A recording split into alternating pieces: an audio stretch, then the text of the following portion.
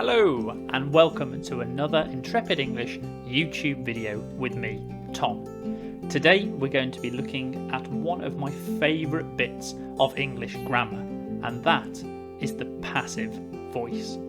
I hope you find this helpful. Let's start with a simple sentence in the active voice. I write the book. I, subject, write, verb, the book, object. In an active sentence, we have a subject directly affecting an object. But what if I wasn't first in this sentence? We can use the passive so we don't need to show the direction of a verb. So here, the book is written by me. Let's see how we do this with a new example. I play the guitar. Subject, I, verb, play, object, the guitar. To make the passive, we get rid of the original subject and take the object from the active sentence and make it the new subject. So now we have a new subject, the guitar. Then we add to be, here is, and the past participle, here, played. I play the guitar is played. I play the guitar is played by me. Those examples were from the present simple, but what about other tenses? This video will cover the past simple and the future simple. We'll start with the past simple. For the past simple, we take the subject, the guitar, and add to be, in this case, was, because this is the past simple. And then we use the past participle as normal. So, if we go back to last summer, as you can see here, the guitar was played.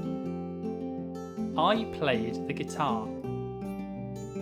The guitar was played. I played the guitar. The guitar was played by me. For the future simple, let's go forward in time to where I am president of Earth, as you can see from my suit.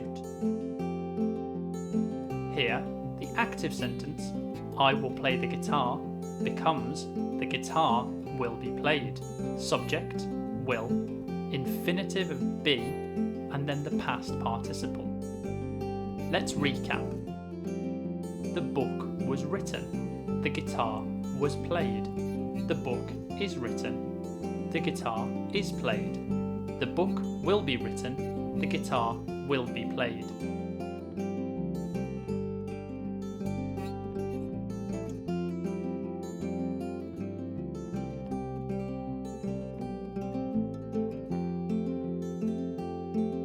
Hopefully that's all now a little bit clearer. Passive voice is great because it is used by so many native speakers, and therefore if you can use it, you sound very native. It's also the favourite of people like politicians, who can say things like, taxes will be raised, when they mean, we will raise taxes. So it's a good one to know for that. If you enjoyed this video, please do like, comment and subscribe. You can also look for Intrepid English on all the different social media channels, and you can also check out our Intrepid English Academy. All the details are in the description below. Equally, if you want to see a particular video on a particular topic, you can always drop a comment in the comment section below, and we'll do our best to answer your questions and make videos on what you need. Thank you very much for watching, and I'll see you soon.